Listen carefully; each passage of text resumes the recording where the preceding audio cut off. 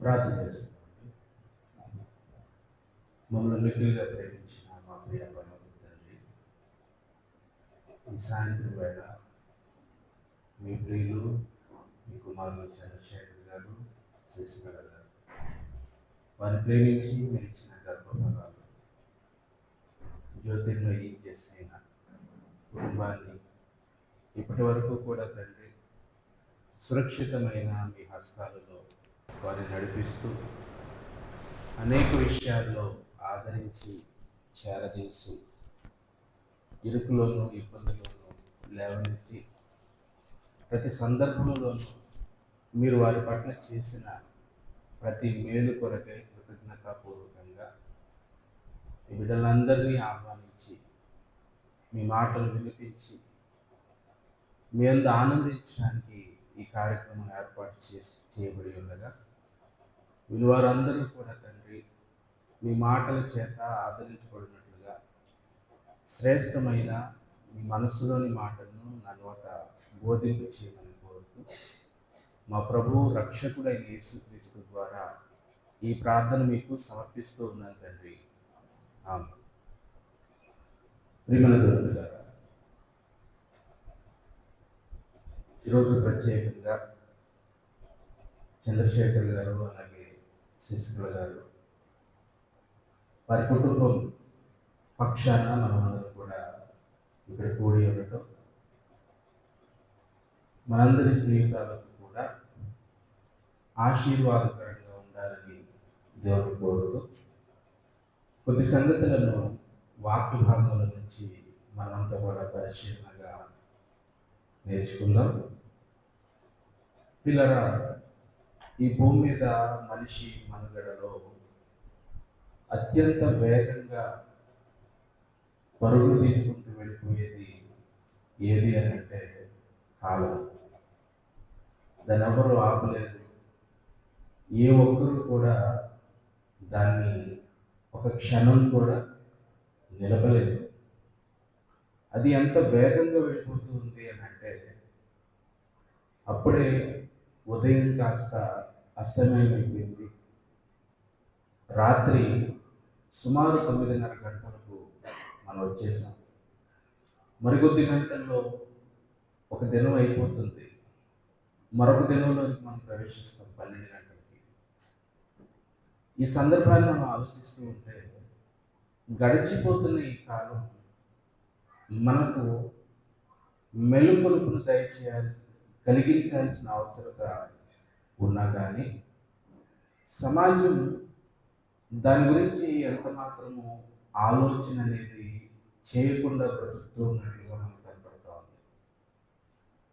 ఏవేవో పనులు, ఏవేవో కార్యక్రమాలు, ఖాళీ లేకుండా బిజీగా తాను లేకపోతే ఈ లోకం నడవలేదేమో, తాను లేకపోతే కుటుంబం ముందుకు సాగదనో, తానే లేకపోతే వీళ్ళంతా ఏమైపోతారో అనుకుని ప్రతి మనిషి వాళ్ళ పనులను బట్టి, వాళ్ళ కార్యక్రమాలను బట్టి, ప్రణాళికలను బట్టి ఎలాంటి అభిప్రాయంతో ఈ భూమి మీద బ్రతుకుతూ ఉన్నారు మనుషులు అనే విషయాన్ని మనం ఆలోచిస్తే ఈ భూ సంబంధమైన వాటన్నింటి మీద 100% తమ మనసంతా పెట్టుకొని ఇది ప్రయోజనకరమని, ఇదే నాకు మేలని, ఇదే నాకు ఆనందం, ఇదే నాకు సంతోషం అనుకుని తమ కష్టమంతా, ధనమంతా, ప్రయాసంతా కూడా ఈ భూ సంబంధమైన వాటి మీదే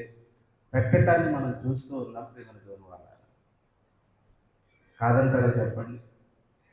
ఒక్కొక్కరు ఒక్కొక్క రంగం, ఒక్కొక్కరు ఒక్కొక్క కార్యక్రమం, ఒక్కొక్కరు ఒక్కొక్క ప్రయత్నం. ఈ ప్రయత్నంలో మునిగిపోయి ఒక విషయాన్ని విస్మరించి బ్రతుకుతూ ఉన్నామనే సంగతిని ఈ రాత్రి మనం అంతా ఆలోచించాలి. ప్రియమైన దేవుని వాళ్ళ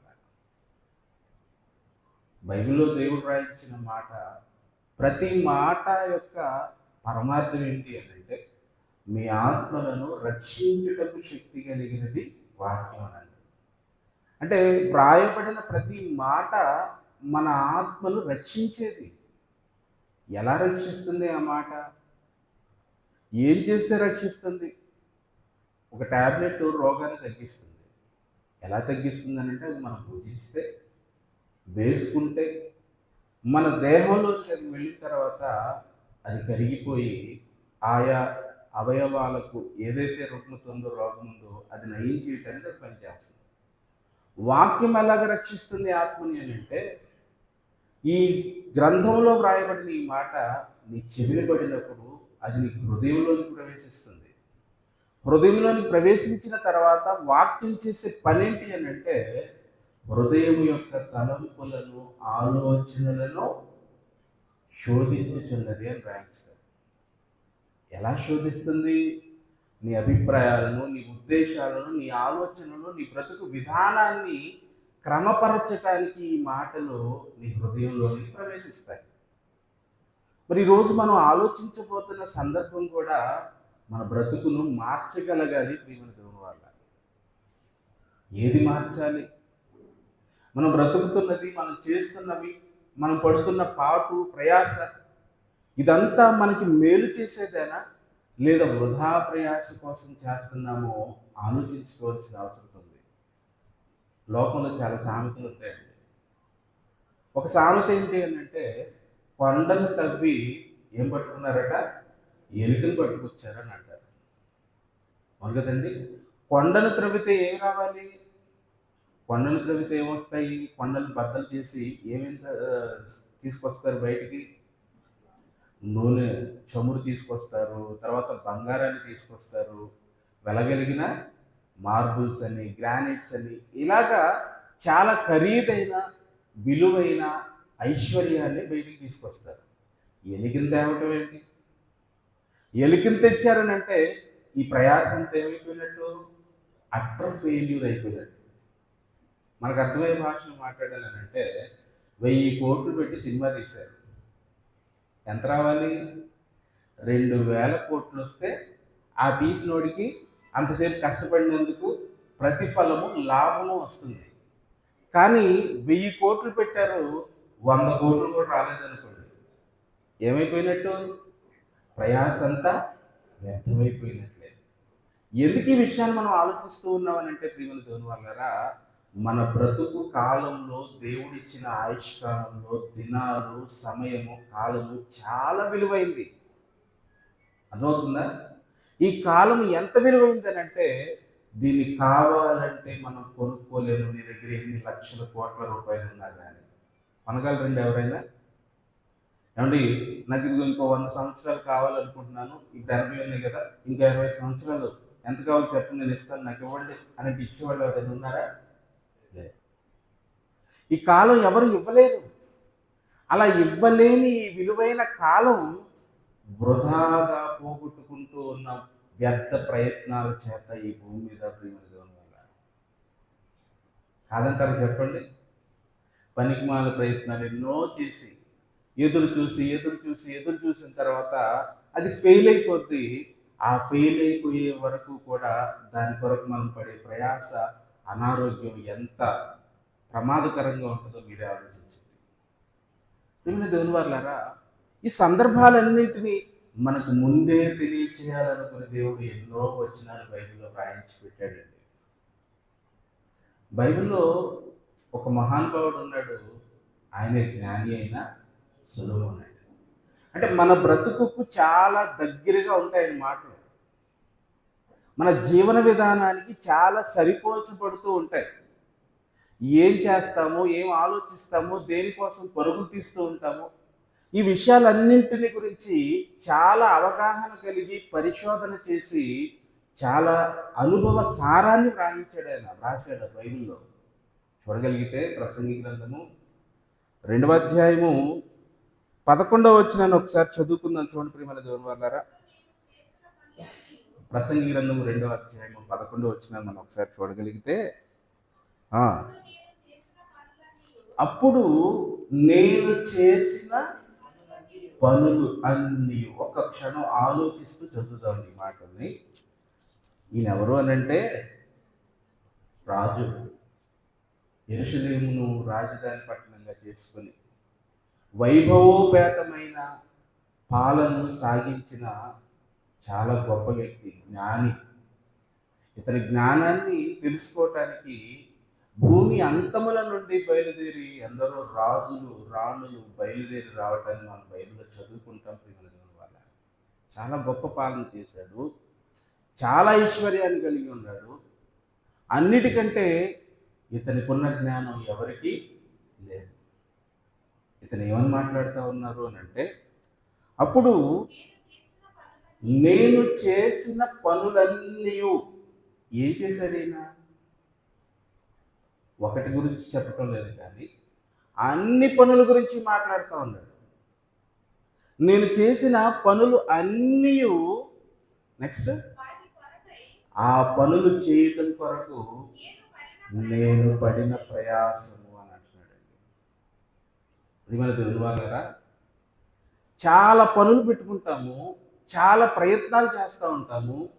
ఆ పనిపాట్ల కొరకు మనం పడుతున్న ప్రయాస, టెన్షన్, వర్రీ, వీటన్నిటిని మనం ఒకసారి ఆలోచన చేయగలిగితే ఎంత టెన్షన్ పడతామో ఆ పని అయిన తర్వాత అంత ఆనందం దక్కితే సంతోషం అండి. అవును కదండి?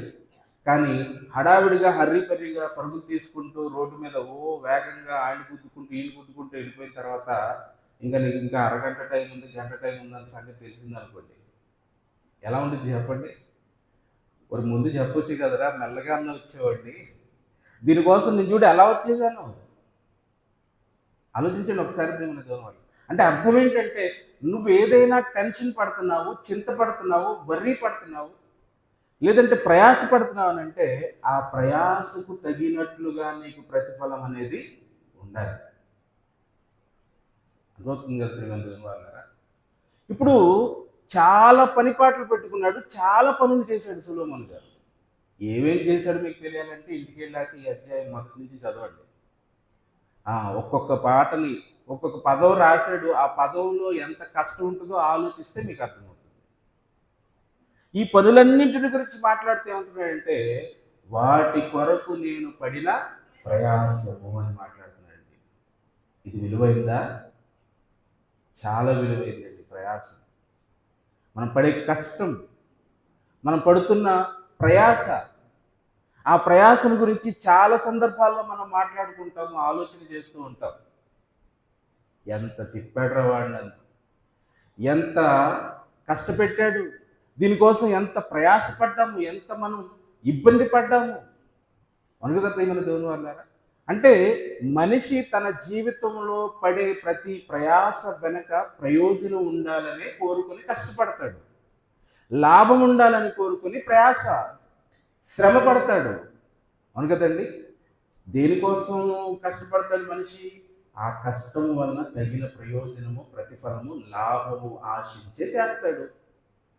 అవును కదండి? లాభం లేనప్పుడు ఆ ప్రయాస అంతా ఎలా ఉంటుంది చెప్పండి? బూడిదలో పోసిన పన్నీరు అని అంటాడు. బూడిదలో పోస్తే ఏమొస్తుంది? ఏమన్నా లాభం ఉంటుందా? ఉండదు కదా.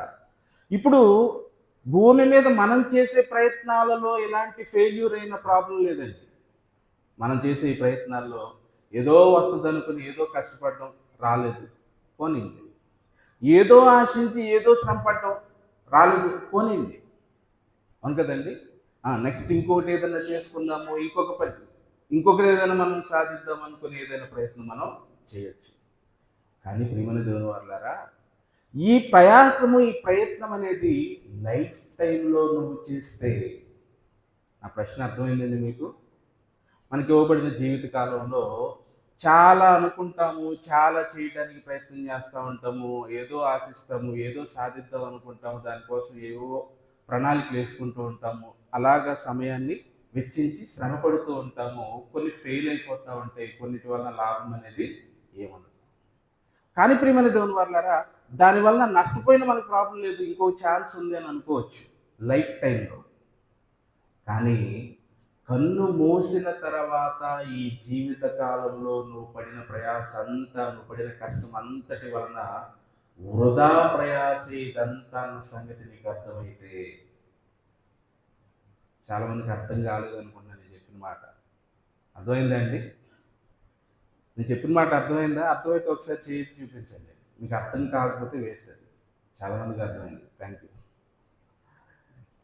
ప్రియమైన దేవుని వారలారా, ఈ భూమి మీద చాలా పనులు మనం ప్రయాసపడి చేస్తూ ఉంటాము. ఫెయిల్ అయినా, సక్సెస్ అయినా ఇంకొక ఛాన్స్ మనకి ఈ భూమి మీద అవకాశం అనేది ఉంటుంది. కానీ ఈ జీవితమే ఈ జీవిత కాలాన్నే ముగించుకున్న తర్వాత ఈ జీవితంలో మనం చేసిందంత పెద్ద ఫెయిల్యూర్ అనే విషయం మనకు అర్థమైంది అనుకోండి. దాన్ని మరలా మనం సరి చేసుకునే అవకాశం ఏమైనా ఉంటుందా? ఉంటుందా? ఉండలేదు. అదే సొలొమోను గారి బాధ ఇక్కడ. చదువుదాం, మరలా చదువుతాం చూడండి ఆ మాటను. అప్పుడు నేను చేసిన పనులన్నీ ఏమేం చేశాడో తెలుసా? ఊర్లు కట్టించాడు, పట్టణాలు కట్టించాడు, దేవుని ఆలయాన్ని కట్టించాడు, నగరులను కట్టించాడు, తన కొరకు ఇల్లు కట్టించుకున్నాడు, ఎన్నో చెరువులుగా త్రవ్వించాడు. ఒకటి కాదు, అనేకం, ఒక్కొక్కటి మరి సంవత్సరాల తరబడి. పునాదేమన్నా సింపుల్గా అయిపోయేదానంటే లేనే లేదు. అతను కట్టించిన మందిరాలు, అతను కట్టించిన నగరులు ఇంకెక్కడ ఎవరి వలన కూడా సాధ్యం కానంత ఉన్నతంగా కట్టించాడు. దానికోసం ఎంత సమయం తీసుకున్నాడు, ఎంత కష్టపడ్డాడు, ఎంత మనోవేదన పడి ఉంటారో మీరందరూ కూడా ఆలోచించాలి.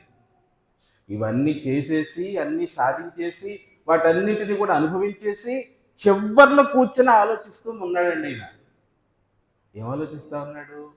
నేను చేసిన పనులేంటి, దానివల్ల నాకు కలిగిన సంతోషం ఏంటి, ఆనందం ఏంటి అని ఈ విషయాలన్నింటినీ పనంతా అయిపోయాక కూర్చొని ఆలోచిస్తారు చూడండి. అలా ఆలోచిస్తూ కూర్చున్నాడండి. మనకు కూడానండి ఇల్లు కట్టేటప్పుడు భలే రెండు ఉంటుంది. ఇల్లు మొదలుపెట్టిన తర్వాత ఇల్లు పూర్తయ్యేదాకా ఏది చూస్తే అది ఇంట్లో ఉండాలని అనుకుని ఎక్కడెక్కడి నుంచో డబ్బులు తెచ్చేసి ఏదేదో చేసేసి మొత్తం అంతా అవన్నీ తీసుకొచ్చి ఆ ఇంటి మీద పెట్టేస్తాం. ఒకవేళ మనం పెట్టడం ఇష్టం లేకపోయినా మనకి కట్టేవాడు ఉంటాడు చూడండి, మేస్త్రి అని, ఆడ అసలు విడిచిపెట్టడు. మొత్తం మనల్ని దివాళా తీసేదాకా మనల్ని దూప వేసేస్తూ ఉంటాడు. మొత్తం ఇంట్లోకి వెళ్ళిపోయి గృహప్రవేశం అయిపోయిన తర్వాత అప్పుడు వస్తూ ఉంటాయండి ఆలోచనలు. ఏం ఆలోచనలు వస్తూ ఉంటాయి? ఇది నాకు అవసరమా? దీనికి ఎంత ఖర్చు పెట్టాను? అది నాకు అవసరమా? వాళ్ళు చూడు ఎంత సింపుల్గా కట్టేశారు, వీళ్ళు చూడు ఎంత సింపుల్గా కంప్లీట్ చేశారు. నేను కూడా అలా చేస్తుంటే ఈ లోన్ ఉండేది కాదు, ఈ అప్పు ఉండేది కాదు, ఈ బాధ ఉండేది కాదు. ఎప్పుడు తెలిస్తే బాగుండేది? కట్టేటప్పుడు ఈ జ్ఞానం ఉంటే బాగుండేది. కట్టేసిన తర్వాత ఇంకేం పీకెళ్తాం దాన్ని పీకేసి ఏమైనా రీప్లేస్మెంట్ చేస్తే కుదురుతా? కుదరదు. ఇవన్న దేవుని వారలారా, జీవిత కాలం కూడా అలాంటిదే. దేవుడు మనకిచ్చిన ఈ ఆయుష్ కాలం కూడా సేమ్ అలాంటిదే. నీకు ఇచ్చిన ఈ కాలం నువ్వు ఏ విధంగా వినియోగించుకుంటున్నావో నీ భవిష్యత్తును నిర్ధారిస్తుంది. ప్రియమైన దేవుని వారలారా,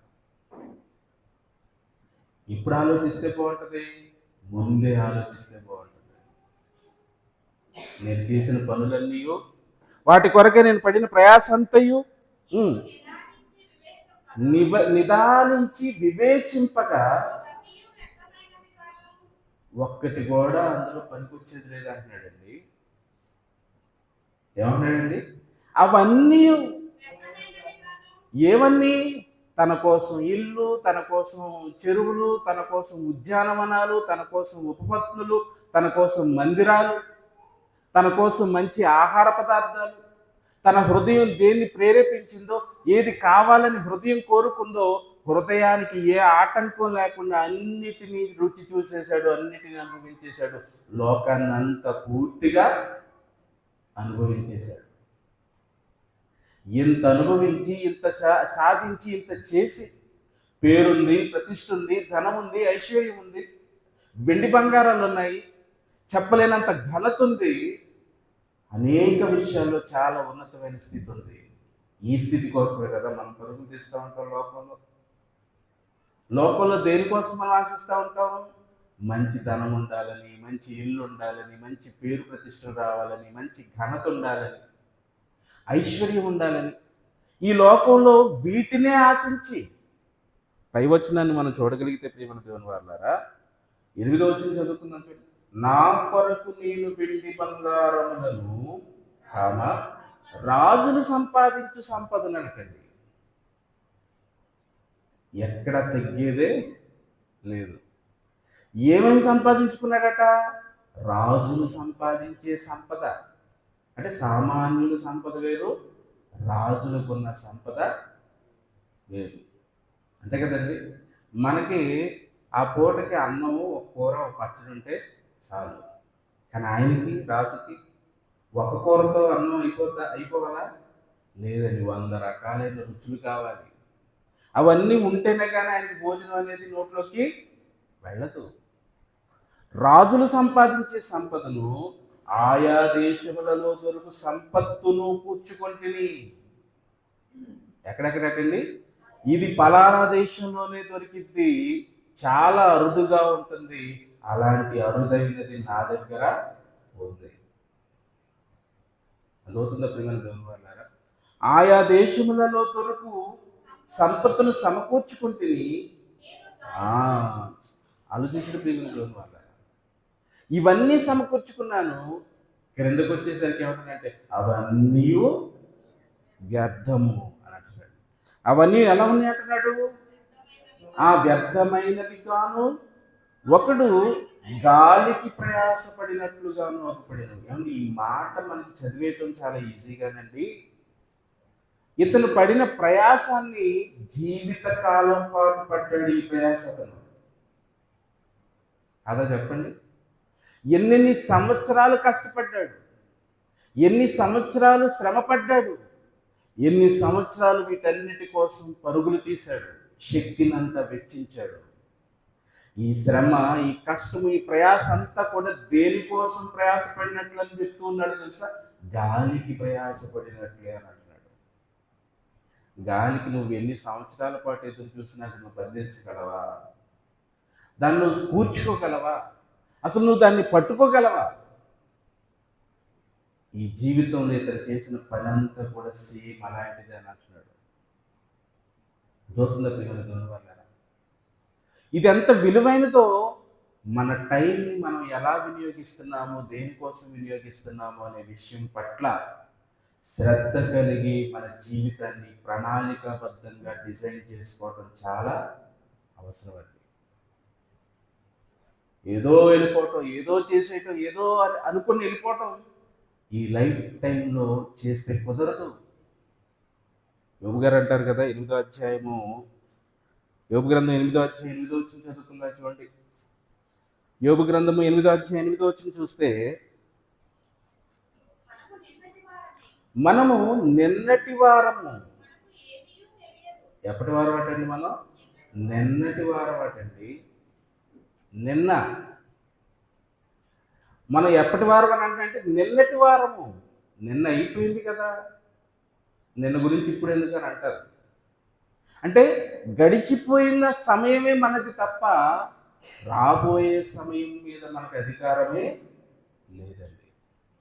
అంటే మనం ఏదైనా మాట్లాడుకుంటే ఎప్పుడైనా ఏం మాట్లాడుకుంటాం చెప్పండి? ఇదిగో మా 10th క్లాస్లో చేసాం, మేము ఏం చేసాం తెలుసా, మా పెళ్ళికి ఏం జరిగిందో తెలుసా, మా పిల్లలు ఎలా ఉన్నారో తెలుసా, ఆ దినాలు ఎలా ఉన్నాయో తెలుసా. అంటే గడిచిపోయిన దినాలను గురించిన వివరాలనే మనం ఆలోచిస్తూ ఉంటాం తప్ప రేపేంటో, రేపటి సందర్భాలు ఏంటో మన చేతుల్లో లేవు. అంటూ తర్వాత ఏమన్నాడు తెలుసా? మనకి ఏమీ తెలియదు. చదవన్న మాటను, మనము నిన్నటి వారమే, మనకి ఏమీ తెలీదు, మనకంటూ ఏమీ తెలియదు. ఏం తెలుసు అండి మనకి? చెప్పండి, ఏం తెలుసు మనకి? నీకేం తెలుసు అని అంటారా? ఆలోచించిన ప్రియమైన దేవుని వాళ్ళారా, మనకేమీ తెలియదండి, ఈ లోకానికి వచ్చేసాము. అయితే మనకంటే ముందున్న వాళ్ళకి అన్నీ తెలుసుకుని వాళ్ళు ఈ లోకాన్ని విడిచి వెళ్ళిపోయారు. వాళ్ళని ఒకసారి నువ్వు ఆలోచిస్తే, వాళ్ళ బ్రతుకును పరిశీలిస్తే నీకు ఒక గుణపాఠం అనేది తెలుస్తుంది. అర్థమవుతుందా ప్రియమైన దేవుని వాళ్ళారా? వాళ్ళు ఎన్నో రుచి చూశారు. మీకు బాగా అర్థం అవ్వాలి అంటే, హాస్పిటల్లో ఆపరేషన్ అంటే మనకి ఎప్పుడు తెలియదు, లేదంటే ట్రీట్మెంట్ పలానా వ్యాధి వచ్చింది, ట్రీట్మెంట్ చేయించుకోవాలి, ఇదిగో ఇలాగే కూర్చుని ఉంటారు హాల్లో పేషెంట్లు. అవును కదండి? సేమ్ మనలాంటి రోగులే ఉన్నారు పక్కన కూడా. మనకంటే ముందు ఒక ఆయన లోపలికి వెళ్ళి బయటకు వచ్చాడు. అప్పుడు ఏమడుగుతారు చెప్పండి? ఎలా ఉందండి ట్రీట్మెంట్? ఇంజెక్షన్ ఏమైనా చేశారా? లేదంటే ఇంకేమైనా? ఎందుకు? ఆయన ఆల్రెడీ చూసి వచ్చాడు. రుచి చూసి వచ్చాడు. లోపల ఏం జరుగుతుందో అతనికి అనుభవం ఉంది. అనుభవం ఉంది కనుక అతన్ని అడిగితే నీకేం సంభవించబోతుందనే సంగతి అతను చెప్పిన దాన్ని బట్టి నీకు అర్థమైపోతుంది. క్రిందికి చదవండి. యోబు గ్రంథంలోనే 8వ అధ్యాయం 8వ వచనం తర్వాత మాటలు మనం చూడగలిగితే, భూమి మీద మన దినములు నీడవలేనున్నవి. ఏటి గురించి మాట్లాడుతుందండి ఇక్కడ? దినములు నీడవలే ఉన్నవి అని అంటున్నాడండి. దినములు, రోజులు నీడవలే ఉన్నాయి, నీడవలే ఉన్నాయి. ఎవరి గురించి చెప్తున్నాడు తెలుసా ఇక్కడ? మునుపటి తరము వారి సంగతులను విచారించు. ఒకసారి నీకు ముందున్న వారి సంగతి విచారించు. నీకు ముందటి తరం వారి యొక్క జీవితాన్ని ఒకసారి నువ్వు ఆలోచించు. మీ తాతలు, మీ ముత్తాతలు, మీ పితరులు ఉన్నారు కదా, వాళ్ళ గురించి నువ్వు ఒకసారి పరిశీలించు. మునుపటి తరం వారి గురించి విచారించు. వారి పితరులు పరీక్షించిన దానిని బాగుగా తెలుసుకును. నీకు మేలు కలగాలనుకుంటున్నావా? నీకు జ్ఞానం కలగాలనుకుంటున్నావా? అయితే ఈ భూమి మీద నీకున్న ఈ జీవితకాలం 60, 70, 80 సంవత్సరాల జీవితకాలం ఉంది కదా, ఈ జీవితకాలంలో ఏది సాధిస్తే నీకు మేలనే సంగతి నువ్వు ఒకవేళ అర్థం చేసుకోవాలని అంటే, నీకు ముందటి తరంలో ఉన్న వారిని నువ్వు ఒకసారి పరిశీలించుకో. నీకు ముందటి తరంలో ఉన్న వారి గురించి నువ్వు ఒకసారి ఆలోచించు. వారు ఏం చేశారో దాన్ని ఒకసారి నువ్వు పరిశీలించు. ఏదైనా రోగం వచ్చిందనుకోండి, కరోనా లాంటి వైరస్ రాగానే వెంటనే మనకి ఏం చూపిస్తారు తెలుసా? 100 ఏళ్ల క్రితం ఇలాంటిది ఒకటి సంభవించింది, అప్పుడు వాళ్ళు ఏం చేశారు, ఎలా ట్రీట్మెంట్ చేశారు. అవును కదండి. 100 సంవత్సరాల క్రితం ఫలానా తుఫాన్ వచ్చింది, ఇన్ని సంవత్సరాల క్రితం ఇది సంభవించింది అంటే దీనిని వాళ్ళు ముందు రుచి చూశారు కనుక వాళ్ళ యొక్క అనుభవం మనకి ఉపయోగపడుతుంది. అవును కదా ప్రియమైన దేవుని వాళ్ళారా? మునుపటి తరము వారి సంగతులు విచారించుము, వారి పితరులు పరీక్షించిన దానిని బాగుగా తెలుసుకును. ఏం చేయమంటున్నాడండి? వారి పితరులు పరీక్షించిన దానిని బాగుగా తెలుసుకో. నీకు జీవిత సారం అర్థమవుతుంది. అర్థమవుతుందా ప్రియమైన దేవుని వాళ్ళారా? దేనికోసం పరుగులు తీస్తున్నాము, దేని వెనక మనం వెన్నంటుతూ ఉన్నాము, ఇదంతటి ముగింపు ఎలా ఉంది, దీని తర్వాత సారం ఏంటి అనే సంగతి నీ జీవితంలో ఆలోచిస్తే దినాలు వ్యర్థపరచుకోవు, టైం వేస్ట్ అవ్వదు నీకు. అంతే కదండి. ఇది అవ్వదనే సంగతి ముందే తెలిసిందనుకోండి, దాని జోలికి వెళ్తావా? వెళ్ళాం. ఇది ఫెయిల్ అనే సంగతి ముందే తెలిస్తే నీకు చాలా దినాలు, చాలా సంవత్సరాలు నీకు మరి ఆయుష్కాలంలో వ్యర్థం కాకుండా నువ్వు సేవ్ చేసుకోగలుగుతావు. మరి ఈ రోజున మనం ఏదైతే పరుగులు తీస్తున్నామో అవన్నీ మనకంటే ఎక్కువగా పరిశీలించి అనుభవించిన ఆయన చెబుతున్న ఈ అనుభవం మనకి గుణపాఠం అవ్వాలా వద్దా చెప్పండి? ఖచ్చితంగా ఇది గుణపాఠంగా మన జీవితానికి ఉపయోగపడేది ప్రియమైన దేవుని వల్ల. ఈరోజు ఆనాటికి జ్ఞానం సరిగా లేదు కనుక ఆయన ఎంతగా తపనపడి మాట్లాడుతూ ఉన్నాడో, ఎంత వైరాగ్యంగా తన గ్రంథంలో వ్రాస్తూ ఉన్నాడో మనం చూడగలిగితే, ప్రసంగి గారు 6వ అధ్యాయం 12వ వచనం చదువుకున్నాను చూడండి. నేను త్వరగా ముగించేస్తాను. 6వ అధ్యాయం 12వ వచనం, నీడవలే తమ దినములు అన్నీ, మళ్ళీ ఇక్కడికి వచ్చేసరికి ఏమన్నాడు చూడండి, నీడవలే తమ దినములన్నీ. ఎందుకు ఈ మాట మాట్లాడుతూ ఉన్నాడు అని అంటే, నీ జీవితంలో చాలా విలువైనది ఏది అని అంటే నీకు ఇచ్చిన కాలం, దేవుడు నీకు ఇచ్చిన కాలం, నీకు ఇచ్చిన దినాలు, సమయం. ఈ టైంని నువ్వు సద్వినియోగపరుచుకోవటం నీకు చాలా ప్రయోజనం. వ్యర్థపరుచుకుంటే తిరిగి నువ్వు దాన్ని తెచ్చుకోలేవు. అర్థమవుతుందా? తమ దినములన్నీ వ్యర్థముగా గడుపుకొను మనుష్యుల బ్రతుకునందు అని అంటున్నాడు చూడండి. నీ బ్రతుకు కాలంలో నీకు ఇవ్వబడిన దినాలలో నీకు ఇచ్చిన ఈ దినాలను వ్యర్థంగా గడుపుకుంటూ ఉన్నావా? ఏమంటే ఎవరైనా మరి వృధా ప్రయాస ఒక వీధి ఉంది, రోడ్డు ఉంది. ఆ రోడ్డు అది బ్లాక్ అయిపోయిందన్న సంగతి మనకు తెలీదు. కనీసం 5-6 కిలోమీటర్లు వెళ్తే కానీ అది బ్లాక్ అయిపోయిందన్న సంగతి మనకి వెళ్ళాకే తెలిసింది. అర్థమైందా? ఇప్పుడు మనం వెళ్ళేసి మనం వెనక్కి తిరిగి వచ్చేసాం. ఎవడో వెళ్తున్నప్పుడు బ్రదర్ అటు వెళ్ళమాకండి, అక్కడ బ్లాక్ అయిపోయిందని అంటే వినకుండా వెళ్ళిపోతున్నాడు. అప్పుడు మీరు ఏమంటారు చెప్పండి? వెళ్ళరాని ఏమైంది? ఓ లీటర్ ఆయిల్ వేస్ట్ అయిపోద్ది, టైము వేస్ట్ అయిపోద్ది. అదవుతుంది ప్రియమైన దేవుని వల్ల. ఇప్పుడు ఈయన అనుభవించి చెప్తున్నాడు. ఏమని చెప్తా ఉన్నాడు అంటే, దినాలన్నీ టైం అంతా వేస్ట్ చేసేసుకున్నా, నేను ఎన్నెన్ని పనులు పెట్టుకున్నాను, ఎన్నంత ప్రయాసపడ్డాను, ఈ ప్రయాస అంతా వ్యర్థమని మాట్లాడుతూ ఉన్నాడు. అధ్యాయం మొదలు పెట్టడంతో ఆయన మొదలుపెట్టిన మాట ఏంటంటే, వ్యర్థము సమస్తము వ్యర్థం. అదవుతుందా ప్రియమైన దేవుని వల్ల? అనుభవాన్ని చెప్తున్నాడండి. ఆ అనుభవంలో ఆయన కోరుకుంటున్నది ఏంటంటే, నా ఆలోచన అంతా ఇక్కడ సంతోషము, ఇక్కడ ఆనందము, ఇక్కడ మరి సంతుష్టిగా, తృప్తిగా ఈ భూమి మీద నా జీవితాన్ని అనుభవించాలనుకుని నేను చాలా ప్రయత్నాలు చేశాను. కానీ అవన్నీ వేస్ట్ అన్న సంగతి నాకు అర్థమైపోయింది. ఎందుకంటే ఆ 2వ అధ్యాయం చదువుతూ ఉంటే కొన్ని మాట్లాడుతూ ఉంటాడు ఆయన. ఏమన్నా తెలుసా? నేనేమో ఇంత సంపాదించాను, ఇంత జ్ఞానం కలిగి ఉన్నాను, నా ముందు బుద్ధిహీనుడు ఒకడు ఉన్నాడు. ఆడికి ఏం జరిగిందో నాకు అదే జరిగింది. అంతే కదండి. ఒకళ్ళేమో తెగ కష్టపడతారు, ఇంకోటి ఏం కష్టపడతారు. వీడు కష్టపడి తెగ సంపాదించడానికి ప్రయత్నిస్తాడు, ఏ కష్టము లేకుండా కూర్చొని సంపాదిస్తూ ఉంటాడు. ఇప్పుడు ఈ కష్టం విలువ, ఈ కష్టపడే వాడికి ఎలా ఉంటుంది చెప్పండి? ఏంటి, నాకు వాడికి తేడా ఉండాలి కదా, నాకు అతనికి ఏదో భేదం ఉండాలి కదా. కానీ వాడు బ్రతుకుతున్నాడు, వాడు అలాగే అనుభవిస్తున్నాడు, నేను కష్టపడుతున్నాను, నేను అనుభవిస్తున్నాను. వాడేమో సులువుగా సంతోషంగా వాడు గడుపుతున్నాడు, నేనేమో రెక్కలు ముక్కలు చేసుకుని దీన్ని చేస్తూ ఉన్నాను. అర్థమవుతుందా ప్రియమైన దేవుని వల్ల? మనం ఈ లోకంలోనికి వచ్చిన నాటి నుండి ఏది సాధించాలో, ఏది క్షేమమో, ఏది మేలు అనేది పరిశీలించుకోవడం చాలా మేలు కలిగిస్తుంది మన జీవితంలో.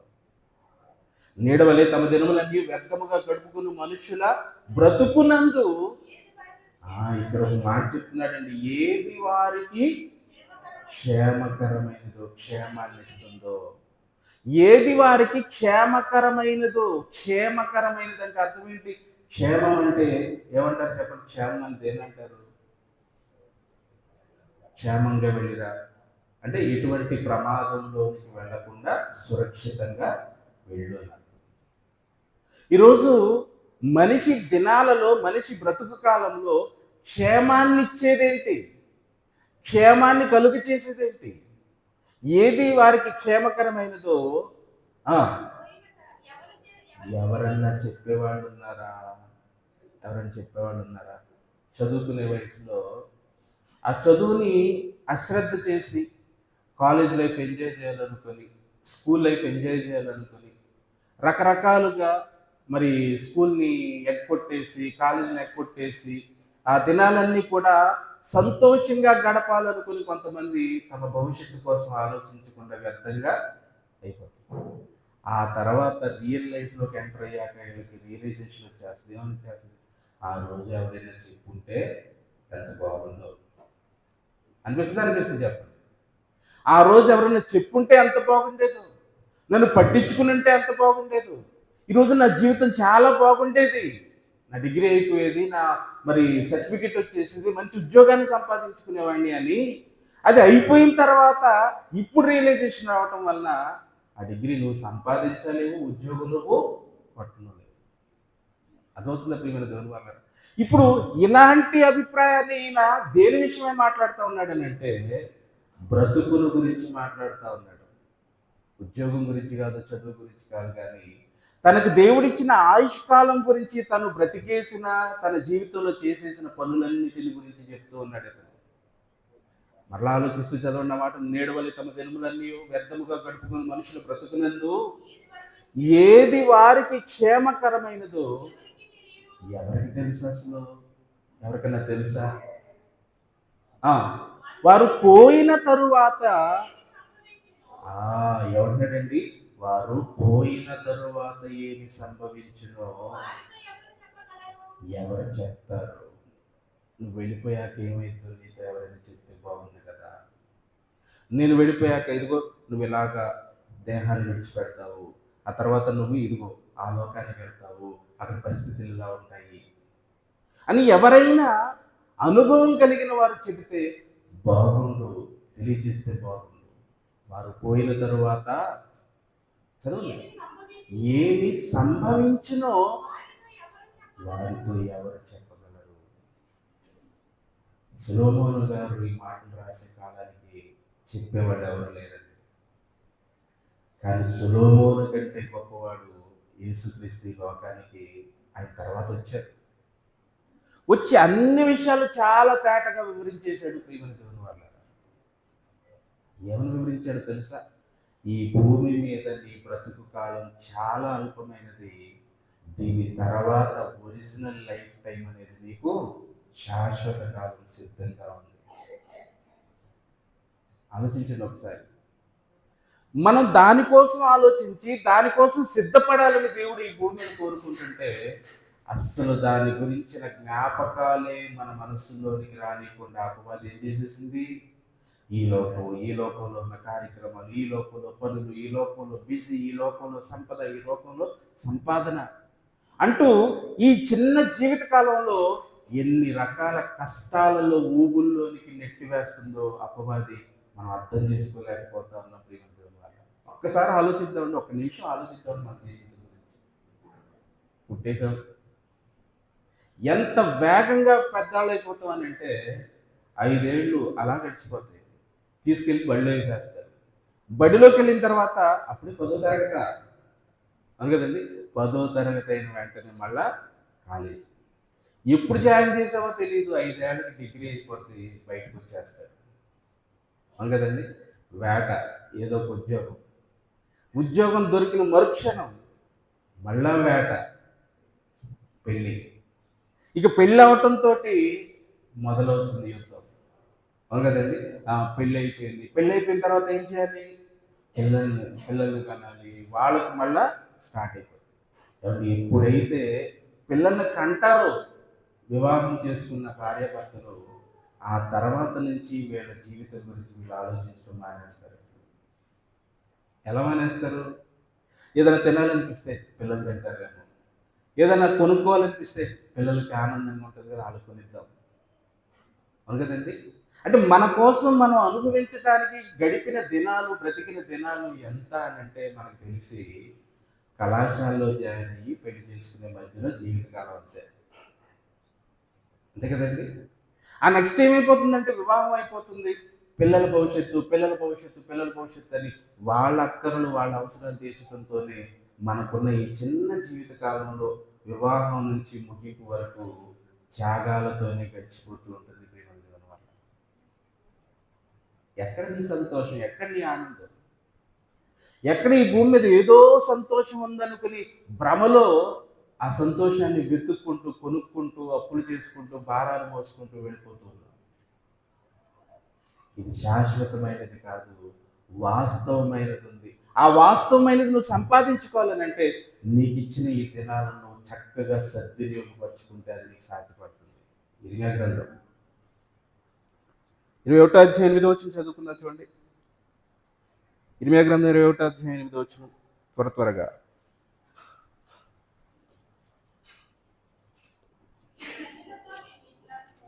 ఈ జనులతో, ఈ ప్రజలతో నీవు ఇట్లను, యెహోవా సెలవిచ్చినది ఏమనగా, ఇదిగో మీ ముందు 2 ఆప్షన్స్ ఉన్నాయి. ఏంటి ఆప్షన్స్ అని అంటే జీవ మార్గము, మరణ మార్గము. మీ ఎదురు పెట్టేశా నేను. నీకు ఏది కావాలో కోరుకో. జీవ మార్గం కావాలా, మరణ మార్గం కావాలా? ఒకవేళ జీవ మార్గం కావాలని నువ్వు కోరుకుంటే జీవ మార్గంలో ఏముంటుందో తెలుసా? యుగ యుగములు సంతోషమే ఉంటుంది తప్ప దుఃఖం ఇక లోకంలో ఉండే అవకాశమే లేదు. ఎందుకనంటే నువ్వు ఈ లోకంలో ఈ కొద్ది కాలంలో ఉండి ఆగిపోయేవాడు కాదు, భ్రమసిపోయేవాడు కాదు, లేకుండా పోయేవాడు కానీ కాదు. ఈ చిన్న జీవితకాలం తర్వాత ఎక్కువ కాలం బ్రతకవలసిన వాడవే నీవు. తెలుసా విషయం? నీ మనస్సులోనికి, నీ మనోనేత్రాలకు ఈ సంగతులు ఏమైనా అర్థమవుతూ ఉన్నాయా? అర్థమవుతున్నాయా?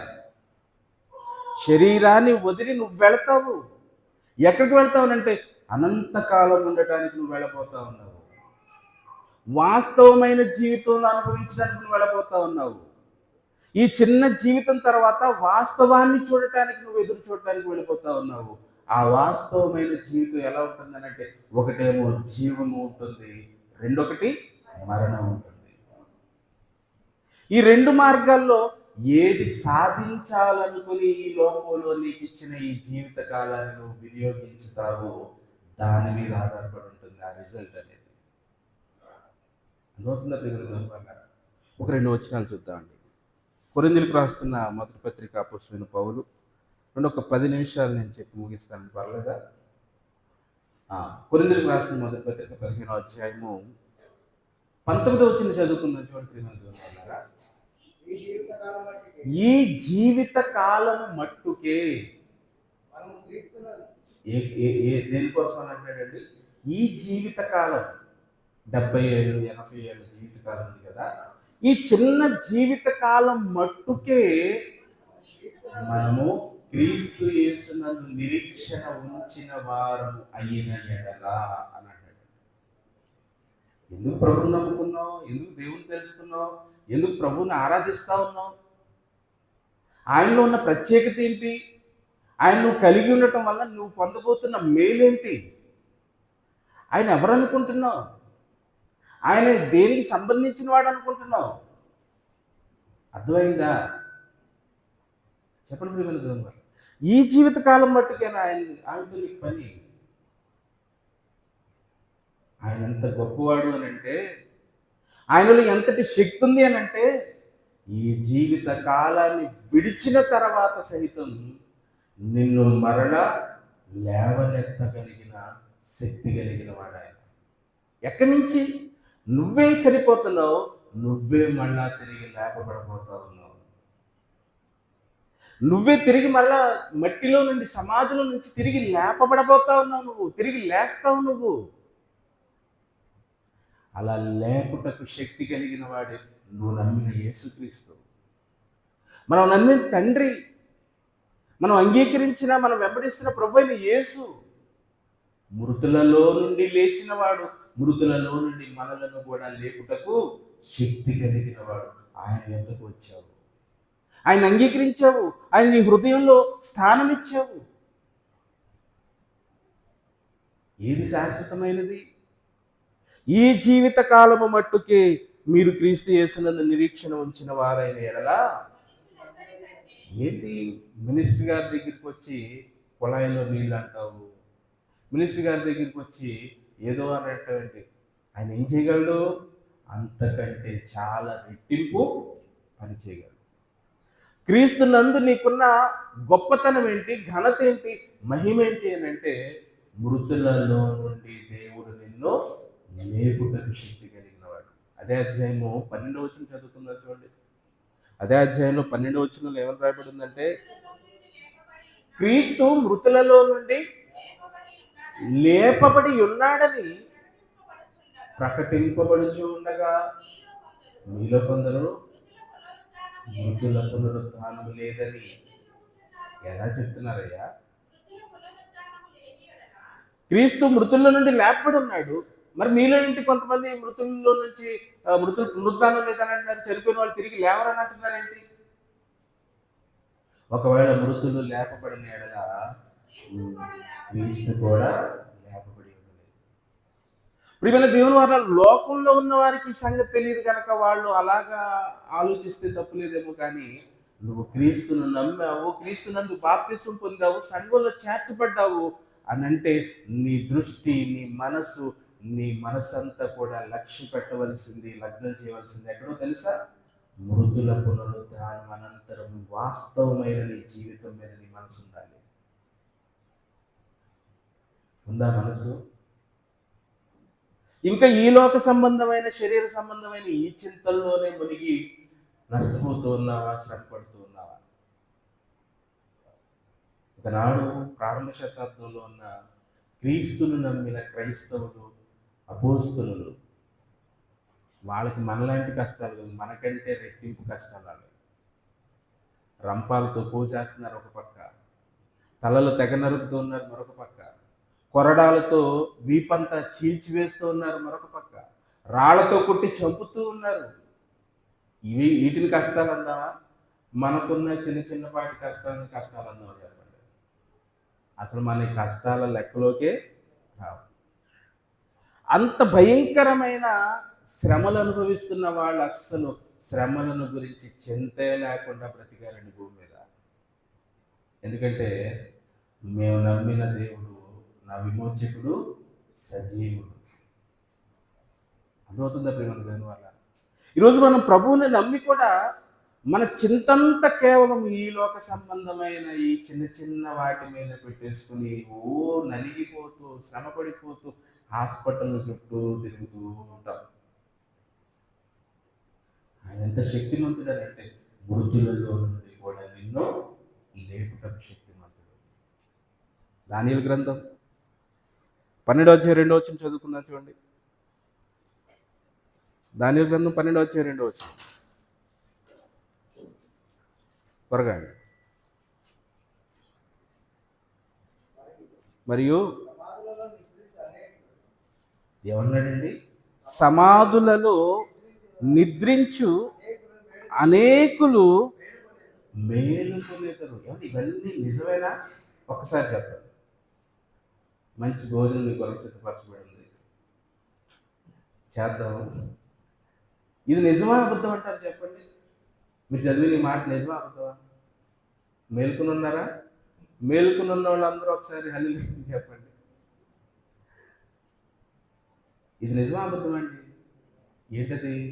సమాధులలో ఉన్న వారందరూ నిద్రించి అనేకులు మేలుకొనేదురు అంటే లేస్తారు. నిద్రపోయాడండి అని అంటే ఎప్పుడొకప్పుడు లేస్తాడు కదా, సరే అండి మళ్ళా వస్తాను లేచినప్పుడు చెప్పండి అని అంటారు. ఇప్పుడు చనిపోవటం అంటే నిద్రించటం అని అంటున్నాడు. ఎక్కడ నిద్రిస్తున్నారు అని అంటే సమాధులలో, మట్టిలో. అర్థమవుతుందా ప్రియమైన దేవుని వారు? సమాధులలో ఉన్న వారందరూ, నిద్రించిన వారందరూ మేలుకొనేదరు, కొందరేమో నిత్య జీవము అనుభవించుటకు, కొందరు నిందల పాలకుటకు. సరిగ్గా చదవండి. నిందల పాలకుటకు, నిత్యముగా హేయులగుటకును మేలుకొందురు. ఇది నీకు అర్థమయ్యిందా నీ బ్రతుకులో? ఒకవేళ మన జీవితంలో ఈ సంగతులు మనకు అర్థమైతే అండి, మన లైఫ్లో దేనిని సీరియస్గా తీసుకోము, దేని విషయమే చింత పడవండి. ప్రయాణంలో వెళ్తా ఉన్నాం అనుకోండి, రోడ్డు మీద బస్సులోనూ, కారులోనూ, ట్రైన్లోనూ వెళ్ళేటప్పుడు రకరకాలైనవి కనపడతా ఉంటాయండి. కొన్ని ఇబ్బంది కలిగించే దృశ్యాలు ఉంటాయి, కొన్ని ఏమో ఆనందం కలిగించే ఉంటాయి, కొన్ని పరిస్థితులు ఉంటాయి. అన్నిటిని పట్టించుకుంటావా అండి? చెప్పండి. ఇబ్బంది వస్తే కిటికీ మూసేస్తాం, సంతోషం వస్తే తెరిచి చూస్తాం. అవన్నీ మనకెందుకు? మన ప్రయాణాన్ని మనం కొనసాగించుకోవాలి, మన గమ్యాన్ని మనం చేరుకోవాలి. ఈరోజు ఈ భూమి మీద బ్రతుకు కాలం కూడా యాత్ర అని దేవుడు బైబిల్లో వ్రాయించినట్లుగా, నువ్వు యాత్ర చేసే ఈ కాలంలో దేనిని నువ్వు ఎక్కువగా దృష్టి పెట్టాలి, దేనికోసం చింతించాలి, దేనికోసం ఎదురు చూడాలి, అది నీకు అర్థం కావాలి. మొదట నువ్వు ఎంత కష్టపడినా, ఒకసారి సొలొమోను గారిని చూడు, కష్టపడిన నువ్వు సొలొమోను గారు పడినంత కష్టంలో నీ వంతు కష్టం చాలా తక్కువ. అంత ప్రయాసపడి ఎన్నో సమకూర్చుకున్న ఆయన ఇది వ్యర్థమని మాట్లాడుతున్నాడు. మరి మనం చేసేది వ్యర్థం కాక ప్రయోజనమా? లేదండి. మనం కొనసాగిస్తున్న ఈ జీవితంలో, ఈ జీవితకాలంలో మన లైఫ్ స్టైల్ ఉంది చూసారా? ఈ స్టైల్ దేవుడు చెప్పింది కాదండి. అపవాది ఈ సమాజానికి పరిచయం చేసిన స్టైల్ ఇది. ఇది నీకు బ్రతికుండగా అర్థమైతే జాగ్రత్త పడతావు. జాగ్రత్త పడి దేనికోసం సిద్ధపడతావు అని అంటే, మరణ నిద్రలో నుంచి లేపబడి జీవ మార్గంలోనికి వెళ్ళడానికి సిద్ధపడతావు. అది వాస్తవమైనది, ఇది అవాస్తవమైనది. ఈ కొద్ది జీవిత కాలంలో దేనికోసం చింత, దేనికోసం టెన్షన్, దేనికోసం ప్రయాస. నాకు ఇలా ఉంటేనే కుదిరిద్ది, నేను ఎలాగైతేనే చేస్తాను, నేను ఇలాగే లేదండి. నువ్వు ప్రయాసపడాల్సింది, శ్రమ పడాల్సింది, ఎదురు చూడాల్సింది దేని కొరకేనంటే, కన్ను మూసిన తర్వాత నీ ప్రయాణం దేవుడున్న చోటికి వెళ్ళిపోయేటట్లుగా సిద్ధపడటంలో ఉండాలి.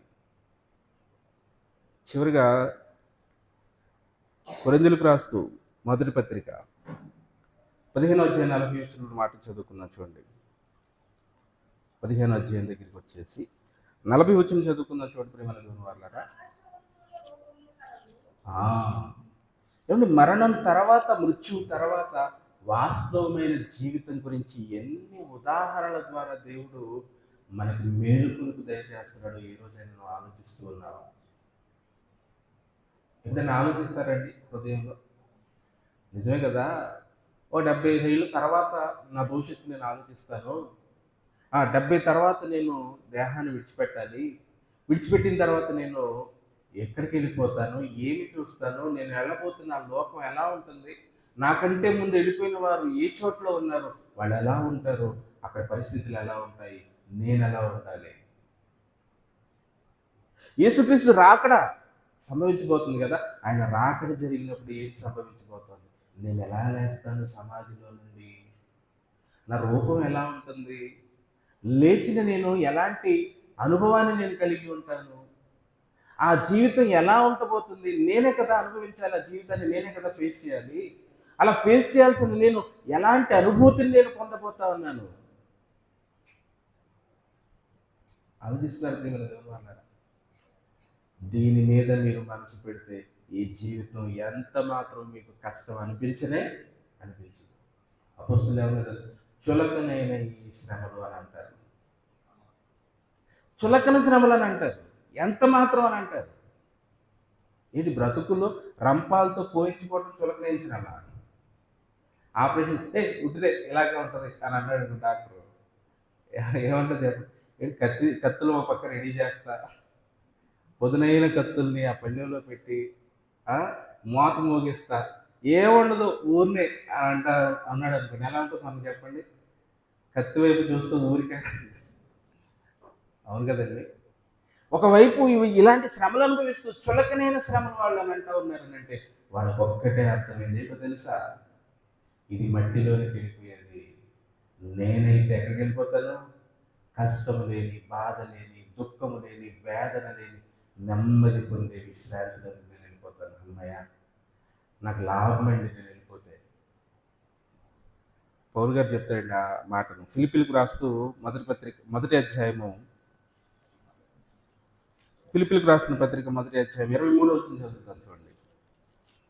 ఫిలిప్పీలకు రాసిన 1వ పత్రిక, ఫిలిప్పీలకు రాసిన పత్రిక 1వ అధ్యాయం 23. ఏ రెండింటి మధ్య అంటే 21లో, నా మట్టుకైతే బ్రతుకుటి క్రీస్తే, చావైతే లాభము. అయినను శరీరముతో నేను జీవించితే నాకున్న పనికి ఫలసాధనమైన ఎడల నేనేమి కోరుకుందని నాకు తోచలేదు. రెండింటి మధ్య ఇరుకులు పడి ఉన్నాడు ఇలా. ఏంటా రెండు అని అంటే, ఒకటేమో జీవ మార్గము, వాస్తవమైన జీవములో నెమ్మది పొందే ఆ స్థితి. ఇంకొకటేమో భూమి మీద దేవుని కోసం శ్రమపడే స్థితి. ఈ రెండింటి మధ్య ఇరుకులో ఉన్నాడట ఈయన. ఇరుకులో ఉన్నాను, ఈ రెండింటి మధ్య నిలుపుని పడి ఉన్నాను, నేను వెడలిపోయి క్రీస్తుతో కూడా నుండవలెనని నాకు ఆశ ఉన్నది. ఆశ ఎక్కడికి వెళ్ళిపోవాలండి? క్రీస్తుతో కూడా ఉండాలని నాకు ఆశ ఉంది. అది నాకు చాలా మేలు, చాలా సంతోషాన్ని ఇచ్చేది అది. అయితే మీ నిమిత్తం ఈ భూమి మీద ఆయన కోసం బ్రతకాలని దేవుడు కోరుకున్నాడు కనుక ఇక్కడ ఉండాలనుకుంటున్నాను. ఆయన కోరుకున్నాడు కనుక ఉంటాను. ఎలా ఉంటాను? నా మట్టుకైతే బ్రతుకుట క్రీస్తే. ఒకవేళ నేను వెళ్ళిపోయాను అనుకో, లాభం.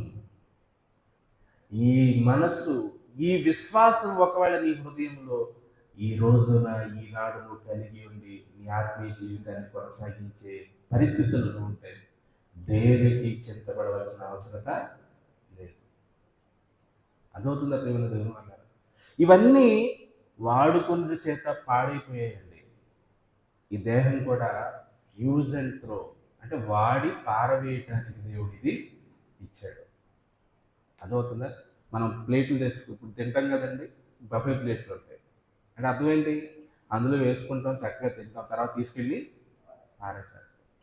ఈ శరీరం కూడా అలాంటిదే, యూజ్ అండ్ త్రో. అంటే కొంతకాలం నువ్వు దీన్ని వినియోగించుకొని ఆ తర్వాత దీన్ని పారవేసేస్తావు. దేనికి వినియోగించుకుంటున్నావు? నీ ప్రయోజనార్థం వినియోగించుకుంటున్నావు. ఇందుకు నువ్వెవరు? ఈ శరీరంలో ఉండే వాస్తవమైన వాడు, వాస్తవమైన దానవు నువ్వు, అంటే ఆత్మవు. అది శాశ్వతం, అది వాస్తవం. ఇది క్షయమైపోయేది, నాశనం అయిపోయేది, శాశ్వతంగా ఉండేది కాదు. పనికొచ్చేది మనం తింటాము, పనికిరాని ప్లేట్ని పారేస్తాం. పనికొచ్చే శాశ్వతం ఉండే ఆత్మమైన నీవు నిత్యలోకంలో వెళ్ళిపోవాలి. అది అది అసలైన వాస్తవమైన నీ పరిస్థితి. దానికోసం నువ్వు సిద్ధపడు. అశాశ్వతమైన దీనికోసం చింత, ప్రయాస, కష్టము. భూమి మీద ఉన్నాం గనక, ఉండాలి గనక, అవసరం గనక అంతవరకే దీనికోసం చింతపడు తప్ప అంతకు మించి దీనికోసం ప్రయాస పాటుపడటం వల్ల ప్రయోజనం ఏమీ లేదు. ఇది నేను చెప్తున్న మాట. ఎవరు చెప్తున్నారు? జ్ఞాని అయిన సులోమోను తన అనుభవంలో నుండి చెబుతున్న మాట ఇది ప్రియమైనదన్నమాట. ఒకసారి ఈ సంగతులన్నీ మీ మనసులో పెట్టుకొని మరణ ఇంటికి వెళ్ళాక ఆ అధ్యాయాన్ని ఆయన ఆవేదన ఆయన మనసులోకి వెళ్ళిపోండి. అవన్నీ కష్టపడి కూర్చొని ఆలోచిస్తున్న ఆయన స్థితి, ఆయన యొక్క మానసిక స్థితిని మీరు మనసులో పెట్టుకొని ఆ మాటలు చదువుతూ ఉంటే నీ జీవితాన్ని కళ్ళ ముందు కనపడుతుంది. ప్రార్థన చేసుకుంది. పరిశుద్ధుడైన తండ్రి, మేము చదువుకున్న ప్రతి మాట మా జీవితానికి చాలా అవసరమైన మాట తండ్రి. ఏ ఒక్కరు కూడా ఈ మాటను విడిచిపెట్టక మీరిచ్చిన ఈ ఆశకాలన్నీ తినాలని, దేనికి వినియోగిస్తే, ఎలా వినియోగిస్తే అది మాకు క్షేమాన్ని ఇస్తుందో ఈ సంగతిని పరిశీలించి గ్రహించి మా జీవితాలను మీ వాక్యానుసారంగా మలుచుకొని ఈ జీవిత కాలం అంతా మేము చేసిన పనులను బట్టి కన్ను మూసాక సంతోషించే అవకాశాన్ని, మంచి పోరాటం పోరాడాను, నా సమయాన్ని నేను ఎక్కడ వ్యర్థపరచుకోలేదు అనే సంతృప్తిని మేమందరం కలిగి మీదట నిలిచే అవకాశాన్ని అనుగ్రహించమని కోరుతూ, ప్రత్యేకించి ఇంత మంచి అవకాశాన్ని కల్పించిన మీ బిడ్డలు శేఖర్ గారు, అలాగే శశికళ గారు, వారికి వీరిచ్చిన గర్భఫలాలు జ్యోతి, అలాగే జస్లీనా, వారి కుటుంబం కొరకే మీ కృతజ్ఞతలు చెల్లిస్తూ, వారి విషయంలో చేసిన ప్రతి విధమైన మేలుల కొరకే మీ కృతజ్ఞతలు చెల్లిస్తూ,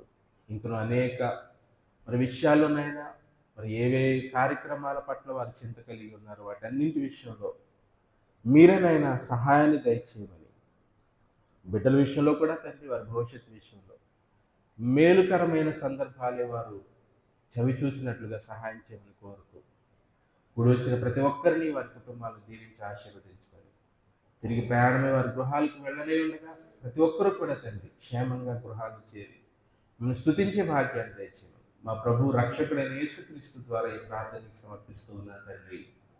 ఆమేన్. అందుకు వందనాలు.